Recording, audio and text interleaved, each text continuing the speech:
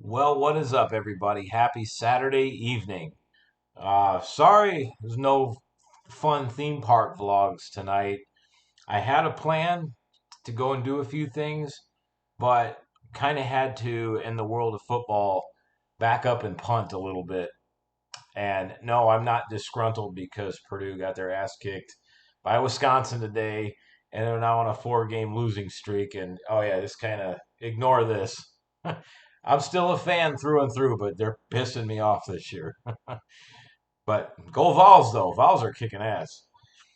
Hopefully they can get past Arizona. Oh, and congratulations to the Vanderbilt Commodores and any alumni, current students, staff, or whatever. Y'all had a phenomenal win today. Congrats on your win against Alabama. Amazing job. All right, so into this vlog. What are we talking about here? Well, if you haven't seen the weather forecast yet for Orlando and Central Florida, we potentially have a very, very big storm heading our way. This thing has been sitting out near Mexico, the southern part of Mexico, and kind of the bottom portion of Texas. And it's been sitting there for the last couple of days, not doing much. And they said, oh, this probably be a tropical storm, or it might give us some tropical weather, might be a wet week. Well, we've gone from that to now this thing has the potential to be a major Category 3 plus hurricane at landfall some point this week. So what I want to show you all is the current path. Okay, right now it's Saturday night at about quarter to 11. Like I said, it's been a long day today, and I want to get this vlog out because you know, unfortunately, probably not going to be doing a lot of theme park and adventure vlogging this week. This is going to be a lot of storm related stuff. If I can get out, believe me, I'll get out because I always love going to the parks, but the parks are probably going to have to be preparing for this thing. There's a lot of work that's going to need done in a very short period of time, including here at home. I've been working on that as well, trying to get things in order for this storm. So, current time, like I said, it's quarter to 11 at night here, and I want to show you all something. This is the this is the current track on the NOAA Hurricane. So you can see right here, I introduced this site to you all when I did my SeaWorld vlog about a couple weeks, was it before Helene came? I think it was a week and a half ago now. This one, we're doing this again. This is currently Tropical Storm Milton, but anybody that is here, has just moved here recently, has never been through one of these, or is on vacation here, or and you all that are thinking about coming here, I'm going to talk to you all in just a second. I got something to say to all of you as well. Nothing bad, just you need to hear me out on this. But for all of you that are here right now and are not expected to leave before, say, tomorrow, if anybody's leaving by tomorrow, you should be fine. People that are not due to leave till after tomorrow, you're gonna probably want to make some plans to either A, get out of town tomorrow, or you're gonna want to stay for a while. Because I'm telling you, this thing is gonna be no joke. So we're gonna pull this up here. Right now, this is under Hurricane or Tropical Storm Milton. Forecast discussion is number 3. This is going to update in about 15 minutes, but you can see through here, it gives you the kind of the organization of it, the forecaster, but it says, it's slowly organizing, Milton slowly organizing. It's moving very slow right now, which is not good because it's giving it time to build over very warm Gulf waters. Talking about heavy rainfall, is an increasing risk in life-threatening storm surge and wind impacts for portions of the west coast of Florida beginning late Tuesday or Wednesday. Basically saying start having your hurricane plans in place now. This is going to extend well past the Gulf side. This is going to cover basically the whole state, the whole central part of the state. If you go back here, we're going to go to the warnings code static images. This is again this is the best area to look at right here. As you zoom in, you can see right here 7 p.m. tomorrow. It's still a tropical storm. Like I said before, S means storm, H is hurricane, M is major hurricane. All right, so as of 7 p.m. Tuesday night, This thing is predicted to be a major hurricane. At 7 p.m. Wednesday night, as of current time, this thing is supposed to make landfall right in the Tampa Bay area as a hurricane, which is category 1 through 2. Major is category 3 through 5. So by the H there, that means it's potentially going to be a 2. That you're still talking winds up to 110 miles an hour at this point. Okay. Category 3 is winds of 111 to 130, just to put that into perspective. So you're still talking as a hurricane, you're going to have a category 2 hurricane moving at that speed across Florida. That means it's not going to give it time to dissipate because it's going to be moving fast. So that means potentially you could have a category 2 hurricane going through Orlando, Disney World, SeaWorld, Universal, the theme park district, as a category 2, which means you could have winds up to 110 miles an hour. And the center of the storm could go right over us, which means that is where all those winds are. When they say hurricane force winds, those are the winds that usually extend from the center to about 30 to 40 miles outside of the center. That is where the major impact is. Tropical storm force winds can expand like with Hurricane Helene, that can go outwards as much as 200 to 300 miles out. But hurricane force winds are going to be tightly packed near the core. So the closer that core and that eye wall is to your area, the more danger you have. And that's also where the heaviest of rain is and everything. That eye wall, if it goes right over Orlando like it's predicting to here, that's going to be not good for this area. All right. So then you go over here, we click on rainfall forecast. This changes multiple times. As of right now, Orlando's in the yellow, which if you zoom in, 4 to 6 inches of rain. That's a lot of rain. But you got to think over the days, this is going to start moving closer to us. So we're probably going to be in the reds, which is 12 to 16 inches of rain. Take 12 to 16 inches of rain and couple that with wind speeds of potentially 110 miles an hour. Here's the wind speeds. So you can see the wind field on this. It's pretty narrow right now, but again, the purple area, which is basically 100% of the hurricane and tropical storm force winds, that's going to go right through central Florida as of right now. And then arrival time of winds, Tuesday at 8 p.m., we should start to feel it. By Wednesday, 8 a.m., we'll fully be in it. So Wednesday is probably going to be a rough day. And it's looking like this could be an evening type storm, which like the last several of them have been. They've come through at night, which is one of the worst because if you've never been through a hurricane before, hurricanes at night suck because all you hear is the relentless howling of the winds and the rain just pounding the crap out of whatever structure you're in. Anything else we can show you here? I think that's it. Oh, yeah, flash flooding potential. Orlando's in the yellow, which is at least 15%. I expect that to change over the next 24 to 48 hours as this thing gets closer. So that is the current situation here on NOAA. So I highly recommend that. Again, if you're new here, you haven't been through one of these, or if you live or if you're visiting us and you're going to be here for the long haul, get this site into your cell phone and check it every so many hours.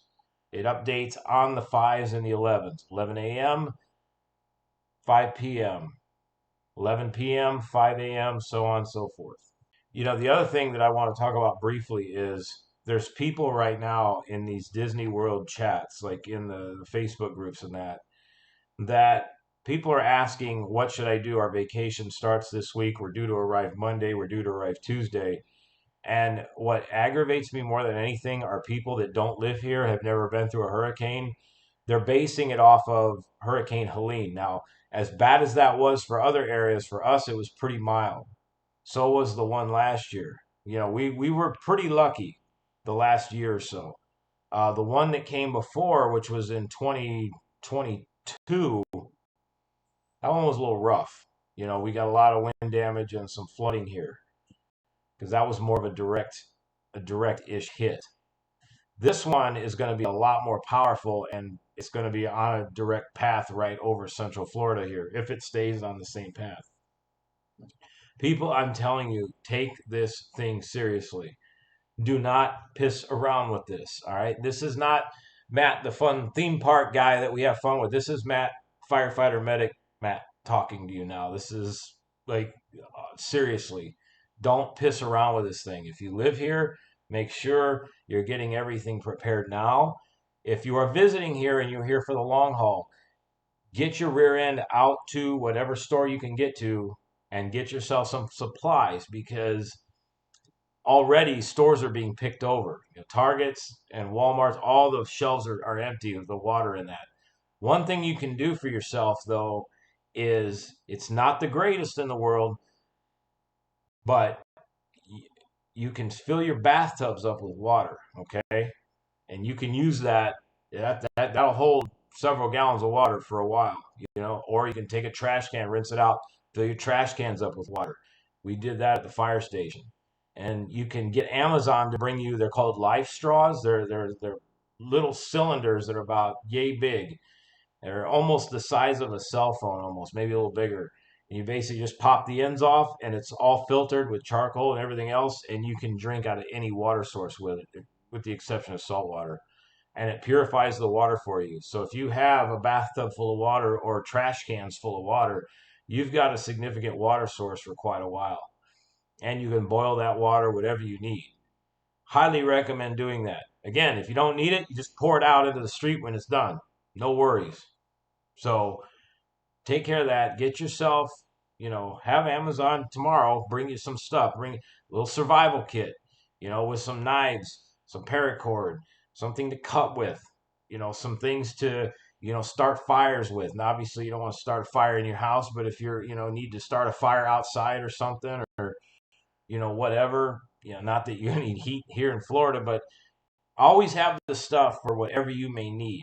You know, glass punch, things to anchor things, like tie something shut with. Like if you get a door that gets loose, you need to anchor it shut. Paracord will work for that. Make sure you're securing your windows. Make sure you just got everything where you're going to be nice and secured, and that you've got things that are going to help you out for the next several days afterwards. Because I'm telling you, people, again, this I could just be blowing hot air right now. This thing could tomorrow take a dive south, or God forbid, go further north and just leave us alone and then mess everything else up in places that don't need it. Or it could just dissipate. I mean, not likely, but these storms are so unpredictable. You have to assume the worst and hope for the best, because that's kind of what happened with Helene. Helene wasn't supposed to do anything of what it did to Asheville. Helene was headed directly for Atlanta, and it shifted further east at the last second and completely changed everything. So the same thing could easily happen with this one. So please have your plan in place. Please be ready to go. Please be ready to evacuate if they issue an evacuation. Don't screw around with this. The other thing is, from a fire EMS standpoint and a medical standpoint, what people need to understand too, that have never been through hurricanes or haven't been through that many of them, or any ones that have been really that bad, once wind speeds get in excess of 35 to 40 miles an hour sustained, all emergency services are stopped, which is one of the main reasons why they want people to evacuate. Okay. I have been through, my first hurricane I ever went through was Hurricane Matthew. I was in Charleston for that one. I'm going to tell you, from a fire rescue standpoint, there is no worse of a seeking feeling than when they call for an all stop, when incident command calls out to all the firehouses and say winds have exceeded 40 miles an hour sustained. We are ceasing all firefighting and EMS operations until the storm is over. There's no worse feeling than when the calls start coming into the station and you're not going to them. All you can think of is, I hope these people are going to be all right, with whatever situation they're calling for. Which is why they tell people to evacuate in the first place. So if you choose to stay, just know that once those winds get past a certain point, you are on your own. Nobody's coming to help you. Okay? And I don't say that to scare people. That's the reality of it. Which then that leads me into this next segment. Those of you that have a vacation this week, all right, I get it. We're getting into October breaks and all that. Everybody's itching for a little time away. A lot of schools are going to be off. A lot of people are coming down here, are supposed to come down here. People, I'm telling you, all of you that have never experienced a hurricane, or are going by what other people are saying on social media about how it won't be that bad, and it'll be just a day or a couple hours of wind and rain, and then the parks will reopen. You don't understand the severity of this. This thing is heading right for us. All right. This isn't like the last one where it grazed us and we just got, some 15, 20-mile-an-hour wind gusts and a little bit of rain here and there. We're talking up to 110-mile-an-hour winds if it stays as a 2. If this thing grows and stays as a 3 or higher, now you're talking winds in excess of 130 miles an hour coupled with 12 plus inches of rain. You talk about being stranded, you're going to be stranded for a while. And I talk about the emergency services. If something goes wrong and you need medical help or whatever, nobody's going to come get you. All right. I don't say that to be mean. That is the reality of it. Okay. Because that was one of the first things we had to do as soon as Hurricane Matthew was over, which was many hours after the all stop was put in place. We had to go out and we got a list from Charleston County Dispatch of all of the calls that came in, the 911 calls for service, and they basically formed a queue. And we started answering them in their ranking them of the most important to the least important. So if somebody's calling 911 because they feel like they have the flu, well, that's going to be on the least important one, comparable to somebody who's calling 911 that a tree fell through their house and their legs pinned underneath it. That's going to be more of a high priority. Or their house, God forbid, their house is on fire or something like that. So please take this seriously. The biggest thing is the help. Nobody's going to come help you after a certain point if you're still here. And for all of you people out there saying that this isn't going to be bad, and you may live in Podunk, Nebraska, or Iowa or somewhere, or Illinois, and have never gone through a hurricane. The only way you've gone through a hurricane is by what you've read on social media. Um, you need to, one, stop giving people bad advice, and two, everybody that's out there that's thinking about traveling down here needs to listen to all the locals on these sites saying please stay away, because pretty much every local on here is saying please don't come down here, please stay away. This has the potential to be really, really bad, and if it is bad, we're going to need the resources for our locals. And the last thing we want to be worried about is trying to figure out, tourists now that are all tangled up in this thing because they just had to get here. There's not going to be much to do. The parks, there's strong rumors now on Disney. Disney has put out a couple statements, pretty much solidifying a lot of these rumors that the parks are going to start closing probably around Tuesday. They put out a statement saying prepare for a lot of theme park closures. So it sounds like the park's going to start closing around Tuesday, and they may stay closed for a few days. And then if there's damage, they could be closed for a lot longer than that. The other thing is the resorts could start running out of food. I mean, this is not a joke. Okay, it really isn't. This is nothing to play around with. I get there's a lot of money on the line for a lot of people, but please call Disney, call your travel agent or whomever, and just say, look, we're going to reschedule. Because the other thing that you may run across is you may not reschedule, but your airline's going to reschedule for you. They're just going to say, you know what, we're not flying to Orlando. All flights are canceled. Because the other issue is there's going to come a point where if this thing is headed right for us, they're going to shut down Tampa, and they're going to shut down Orlando International Airports and any other airports in the area, including Sanford and the rest of them. So all airports are going to be shut down. And then, God forbid, those airports take any damage, they're going to be closed for a while. So again, if you can afford to stay here for quite a while, then by all means, stay here. And if you don't mind sitting in a hotel room for days on end with not a lot to do, then as they say, you do you. But I'm telling you, don't put yourselves in this position. And the other thing is, and there's been a lot of people on here going, well, what should I do with my kids? And what should I tell them to prepare for? People, stay away, okay? Don't put a young child through a hurricane if you don't have to do it. Hurricanes, if you've never been through one, hurricanes can be terrifying for an adult. I can't imagine going through one of these as a kid.